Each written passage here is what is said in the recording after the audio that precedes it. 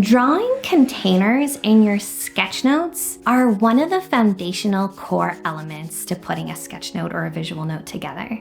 Now, there are 3 main ways to use containers in your sketchnote, and I'm gonna walk you through these 3 so that by the end of this video, you're gonna feel super cool and confident in drawing containers that are fun and really effective.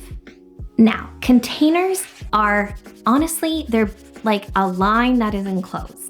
So you can just do a square, or you could just do a circle or a triangle or a basic shape that you already know how to draw, but we're gonna elevate it here if you want to come along this journey.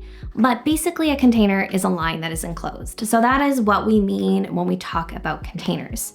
Now, throughout my 10-year journey of drawing sketchnotes for myself and professionally for others, I've kind of come up with 3 main ways that we use containers over and over again. So they are to group information, they are to create subheadings or mini titles, and they are to emphasize information. So first off, we're gonna do group information. This is where we have a bunch of information on a page, and we want to show that that information lives together, that it belongs together. It's like a happy little family. So we are gonna use containers to put a container around that information so that it belongs together. And as you can see here, we're doing it in a few different ways. Some of the containers are individual, but they show that the relationship is close together. Or you're gonna have one big container around a bunch of information to show that that information belongs together. Or you can kind of do a marrying of the two where we have a bunch of information and we want to show it belongs together like the first one, but they're just going to be a little bit more closely knit. So we're going to put those containers and just make them just more tight together, right? So that when we look at a sketchnote as a whole, we step back and look at it, we can see, oh yeah, that information definitely belongs together because it has this container or containers around it showing the relationship.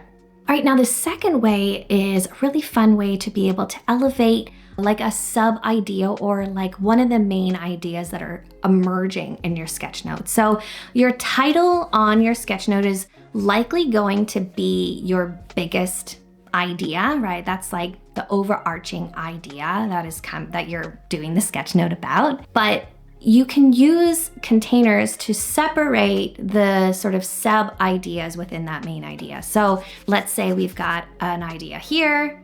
We're gonna draw a container around it, like let's do something as simple as a banner. We're gonna show that that information is really important, and then we're gonna put information in and around that.